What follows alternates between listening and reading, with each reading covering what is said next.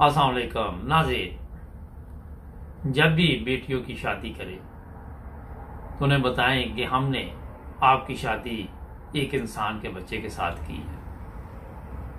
अगर वो कल को जानवर बन जाए और आप पे तशद्दुद करे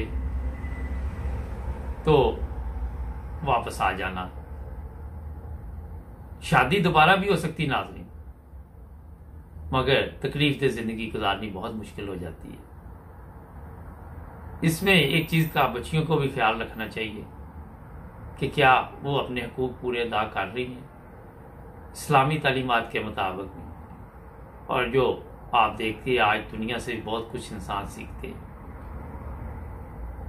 उसी से सीख के देखे कि उसमें तो कोई कमी नहीं है।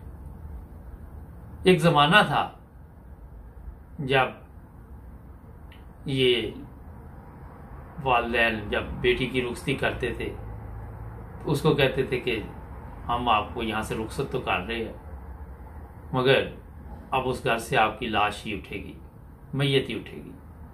मगर आज तब्दीली आप देख रहे हैं, दुनिया तब्दील हो चुकी है। बेशुमार ऐसे वाक़यात हमारे पास भी आते हैं कि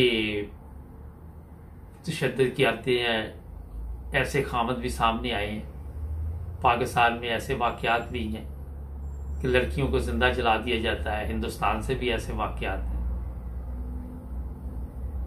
देखिए, मैं आपको बताऊं कि अगर आप अपनी बच्चियों को तालीम के लिए मशवरा देंगे कि एक अच्छी तालीम हासिल करें